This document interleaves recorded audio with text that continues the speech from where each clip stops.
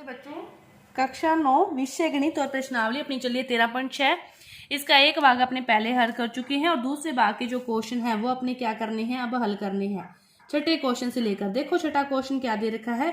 छठा क्वेश्चन दे रखा है कि ऊंचाई 1 मीटर वाला कोई बेलनाकार बर्तन है, उसकी धारिता दे रखी है इतनी है और इसको बनाने के लिए कितने वर्ग मीटर धातु की शीट की आवश्यकता होगी। धातु की शीट कितनी आवश्यकता है, अपने को सबसे पहले लीटर में आयतन दे रखा है।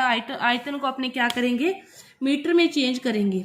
लीटर में दे रखा है, अपने पास आयतन क्या दे रखा है, जो आयतन को V से लिखते हैं 15.4 लीटर। आयतन को चेंज मीटर को लीटर में चेंज करते हैं तो 1000 से गुना करते हैं। अब 1000 से क्या करेंगे, भाग देंगे तो क्या आ जाएगा 0.0154 मीटर की क्यूब अपने पास आयतन आ गया। उसमें अपने को ऊंचाई दे रखी है। अपने सबसे पहले क्या ज्ञात करेंगे, त्रिज्या ज्ञात करेंगे।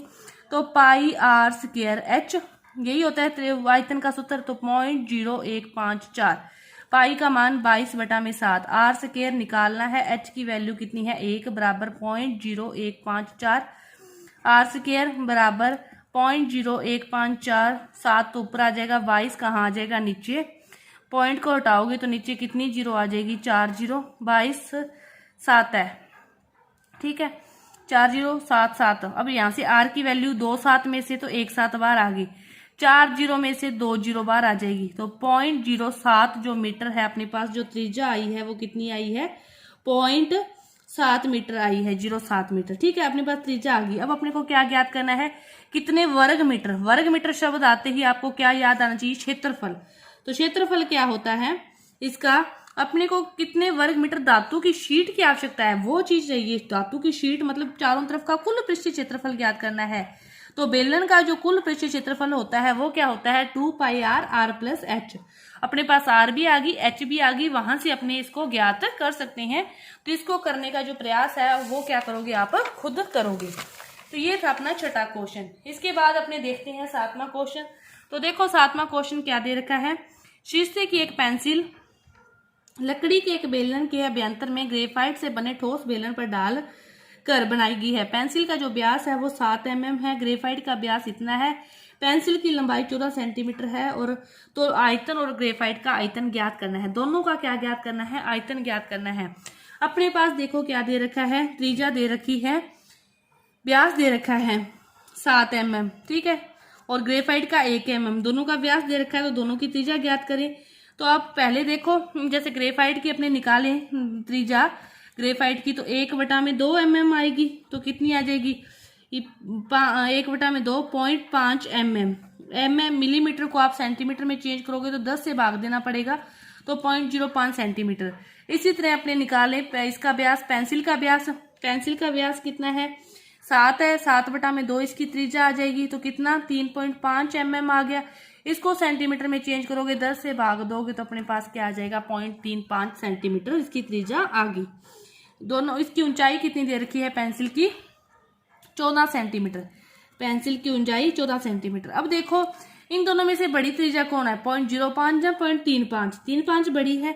तो अपने ओवरऑल इसका आयतन ज्ञात करोगे तो इसमें से इसका निकाल दोगे तो फिर वही बच जाएगा ना, पीछे वाला आयतन जो पेंसिल में लकड़ी का आयतन है। कि ग्रेफाइट का भी निकाल दो तो उसका भी निकाल दो, पेंसिल का भी, तो बीच वाला क्षेत्रफल आयतन बच जाएगा। तो पाए कैपिटल आर स्क्वायर में से स्मॉल आर स्क्वायर को निकाल दें और गुना कर दें एच से। पाई की वैल्यू क्या है, 22/7। कैपिटल आर कितना है, 0.35 का स्क्वायर। स्मॉल आर कितना है, 0.05 का स्क्वायर, और गुना करना है एच से। एच कितना है, 14 है।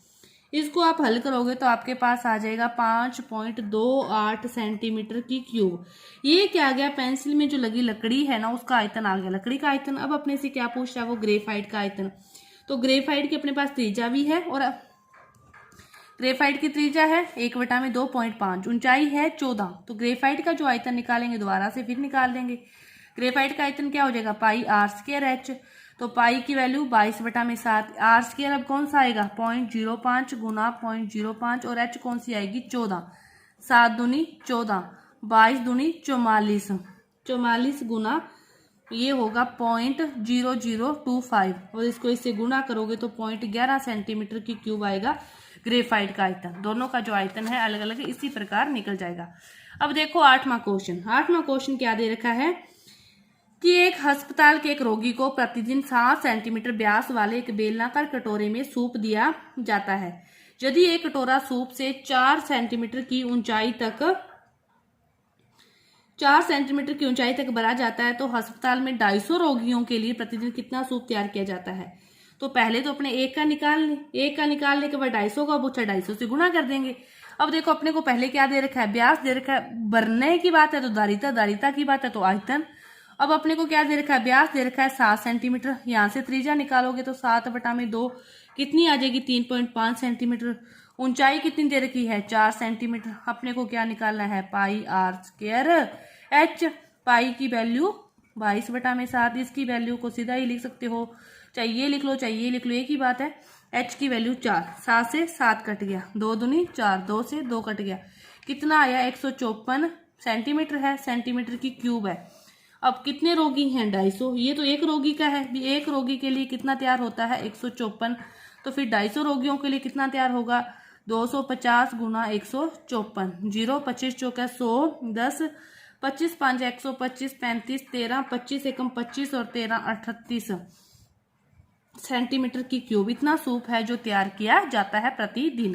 तो ये आपकी 13.6 प्रश्नावली है, ये पूरी हुई। तो 13.7 को अपने अगली वीडियो में करेंगे। धन्यवाद।